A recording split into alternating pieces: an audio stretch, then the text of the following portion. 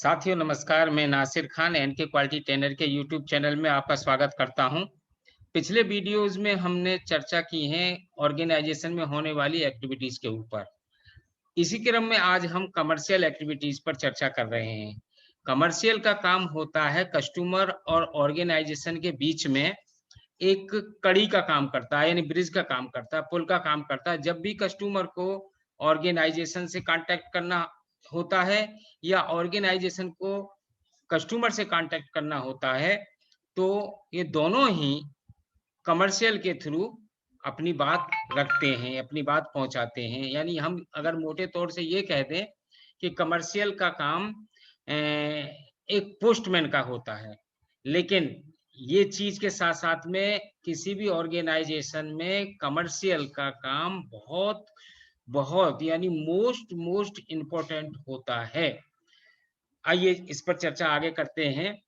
जैसे कि कमर्शियल को जब कोई परचेज़ ऑर्डर मिल जाता है, तो कमर्शियल उसको बहुत ही सावधानी पूर्वक रीड करता है और उसमें हाइलाइट करता है, मार्क करता है पॉइंट्स पीओ के अंदर, जैसे पीओ कॉस्ट क्या है, डिलीवरी शेड्यूल क्या है और टर्म्स ऑफ पेमेंट्स क्या हैं और कंसाइनी क्या है। ये चीज़ें जो है वो सुनिश्चित करता है कि मुझे कब और किस जगह मटेरियल पहुँचाना है और कब पहुँचाना है। इसके बाद में कमर्शियल करता है preparation of billing breakup. Billing breakup तैयार करता है।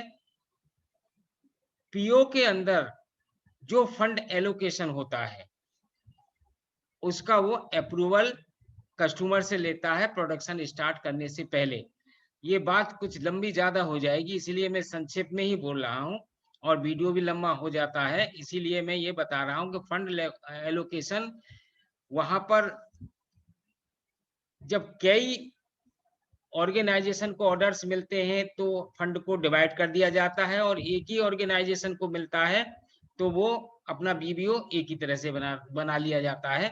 तो अलग-अलग ऑर्गेनाइजेशन में हो सकता है कि फंड डिवाइड करके अलग-अलग आइटम परचेज़ करने के लिए कस्टमर अपना पीओ लगाए।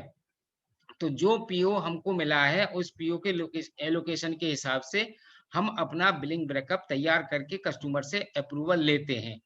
इसके बाद में कस्टमर से quality plan, drawing, billing backup इन सब का हम अप्रूवल लेते हैं। फिर यह पता करते हैं कि यदि कोई हमारे पीओ में एडवांस पेमेंट है, तो वो हमें मिला है या नहीं मिला है। इस प्रकार से जो पीओ के हिसाब से यानी हमको एक पीओ तो नहीं होगा और भी ज़्यादा पीओ हो सकते हैं, तो उन सब पीओ का एक लिस्ट बना करके और डिलीवरी शेड्यूल के हिसाब से हम अपने प्रोडक्शन को स्टार्ट करेंगे। यानी हम वो आइटम पहले प्रोड्यूस करेंगे जो आइटम हमें डिलीवरी में पहले देना है।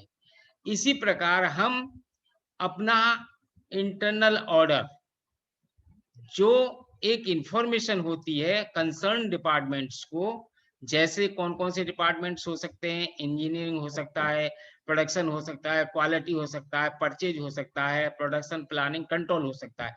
तो इनमें हम उस पीओ का इंटरनल ऑर्डर बना कर के भेज देते हैं कि हमको ये मटेरियल इस डेट में चाहिए।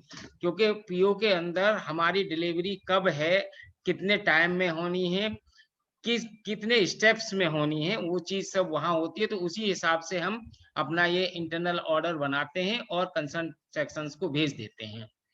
अब जब हमारा प्रोडक्शन शुरू हो जाता है, तो हम उसका मॉनिटर भी करते हैं। मॉनिटरिंग इस तरह से करते हैं ऑर्डर वाइज़। हमें कौन से ऑर्डर का मटेरियल पहले चाहिएगा, उसका हम पहले बनवाते हैं, यानी पहले प्रोडक्शन होता है उसका, और उसको हम प्रोडक्शन हमें एफपीडी प्रोडक्शन हमें एफपीआई यानी फिनिश प्रोडक्ट इंफॉर्मेशन एक डॉक्यूमेंट होता है जो भर के देता है कि मैंने इस इस ऑर्डर के अगेंस्ट में, इस वर्क ऑर्डर के अगेंस्ट में या इस पीओ के अगेंस्ट में ये मटेरियल हमने इतना तैयार कर लिया है। और एज पर द पीओ यदि कस्टमर इंस्पेक्शन करना चाहता है फाइनल मटेरियल का, तो हमको यानी कमर्शियल को कॉल भी रेज करनी होती है टेस्टिंग के लिए और इंस्पेक्शन के लिए। वहां से इंस्पेक्टर आता है और मटेरियल का इंस्पेक्शन करता है और क्लियरेंस देता है, यदि पीओ के अंदर ये एप्लीकेबल है तो, और नहीं तो बहुत से कस्टमर वेव ऑफ कर देते हैं। इसके बाद में जब कस्टमर इंस्पेक्शन करके चला जाता है तो मटेरियल डिस्पैच करना रहता है, और डिस्पैच करने के लिए हमें क्या चाहिए, हमें चाहिए कस्टमर से MDCC यानी मटेरियल डिस्पैच क्लियरेंस सर्टिफिकेट। तो हमको जब इंस्पेक्शन में आता है कस्टमर या इंस्पेक्टर, हमको उसी समय उसको उनसे कलेक्ट कर लेना चाहिए और उसी समय हमको मटेरियल डिस्पैच करने की तैयारी करना चाहिए। लेकिन इसके पहले एक चीज और भी करनी होती है, वो क्या होता है कि हमें रोड परमिट भी कलेक्ट करने होते हैं, क्योंकि बहुत से स्टेट्स में रोड परमिट लागू होते हैं। तो मटेरियल जाने के लिए हमें बॉर्डर पर रोड परमिट भी दिखाना पड़ता है। तो इसीलिए जब भी मटेरियल डिस्पैच आप करें तो रोड परमिट को ड्राइवर को हैंडओवर कर दें रूल एंड रेगुलेशंस के हिसाब से, जिससे कि ड्राइवर को आसानी रहे मटेरियल पहुंचाने में। इसके बाद में जब मटेरियल हमारा वहां पहुंच गया तो हमको बिलिंग करनी रहती है, और बिलिंग करता है कमर्शियल। वो कैसे करता है कि एज पर पीओ ऑर्डर जो पेमेंट ऑफ टर्म्स दिए हुए होते हैं, जो पेमेंट टर्म्स एंड कंडीशन दी हुई होती है, एक एग्जाम्पल के तौर से मैं बता देना चाह रहा हूं कि जैसे मान लीजिए कि 10% हमको एडवांस मिलना था, हमने चेक किया भाई इस पीओ के अगेंस्ट में 10% हमारा एडवांस आ गया। इसके बाद में 55% हमें मटेरियल रिसीव पर मिलना है, तो मटेरियल हमारा पहुंच गया, भेज दिया हमने, तो हमें 55% मिल जाना चाहिए। इसके बाद 20% हमें मटेरियल रिसीव्ड सर्टिफिकेट यानी MRC करने के बाद, यानी उसके यहाँ पर मटेरियल को मिलाने के बाद हमको 20% वहां मिल जाएगा, और रेस्ट बचा 15% हो सकता है कमीशनिंग के बाद हमको दे या लाइट अप के बाद दे। तो ये एक परचेज ऑर्डर का मैंने कोशिश की है कि terms of payment of terms को आपको एग्जाम्पल के रूप में दूं। तो ये चीज जो है हो सकती है, तो इसी के हिसाब से हमको बिलिंग बना करके और कस्टमर को बिल बना करके भेजना होता है और पेमेंट मांगना होता है। जब हमारी कंप्लीट सप्लाई हो जाए किसी भी ऑर्डर के अगेंस्ट में, तो हमको उस पीओ को यानी उस परचेज ऑर्डर को रिकैंसलेशन करना होता है, यानी उसको एक तरह से सुलह करना होता है कस्टमर और वेंडर्स के बीच में। ये करना होता है जिससे कि कोई भी अनियमितता परचेज ऑर्डर के साथ में न हो। रिकॉन्सिलेशन करने के बाद में हम कोई भी अनियमितता पीओ में नहीं छोड़ देना चाहते हैं। इसके बाद में यदि मटेरियल हमारा लेट डिलीवरी हुआ है तो हमको लेट डिलीवरी कैलकुलेशन भी करनी होती है, और बहुत से पेमेंट्स कस्टमर के यहाँ पड़े होते हैं जो 4-4, 6-6 साल तक के पड़े हुए होते हैं, तो उनका कमर्शियल राइट ऑफ भी करता है।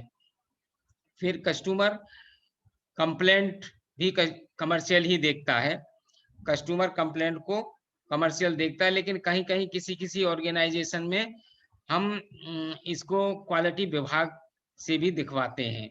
इसके बाद कमर्शियल मार्केट सर्वे भी करता है, मार्केट में किस आइटम की मांग बढ़ रही है या मार्केट कैसा है, हमें आगे बिजनेस के लिए क्या क्या चीज करना है, ये सब चीजें भी कमर्शियल मार्केट में सर्वे करता है। साथियों, मैं आपको बता देना चाहता हूं, वीडियो ज्यादा लंबा ना हो इसके कारण मैं आज की चर्चा को यहीं पर समाप्त कर रहा हूं। आप बने रहिए NK क्वालिटी ट्रेनर के साथ। आप हमारा हौसला अफजाई, हमारा मोटिवेशन हमें लाइक, शेयर, कमेंट, सब्सक्राइब करके दे सकते हैं।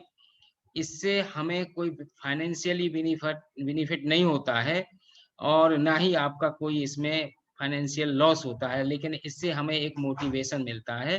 तो लिहाजा आप अवश्य करिए, आप लाइक कीजिए, शेयर कीजिए, कमेंट करिए, सब्सक्राइब करिए चैनल को और हमें अपना सजेशन भी दीजिए जिससे हम और भी अपने आप को इम्प्रूव कर सकें। और साथ ही साथ आप हमें क्वेश्चन भी भेज सकते हैं। मैं आज के इस वीडियो को यहीं पर रोक रहा हूँ और ये चर्चा आगे जारी रहेगी क्योंकि अभी ये इनकम्प्लीट है। इसमें कितने फॉर्मेट यूज़ होते हैं और हम इनको कैसे फ़ॉलो अप करेंगे, ये चीज़ मैं अगले वाले वीडियो में करने वाला हूँ। आप अपना रखिए ख़याल और मेरे इस चैनल को लाइक, शेयर, कमेंट अवश्य कीजिएगा।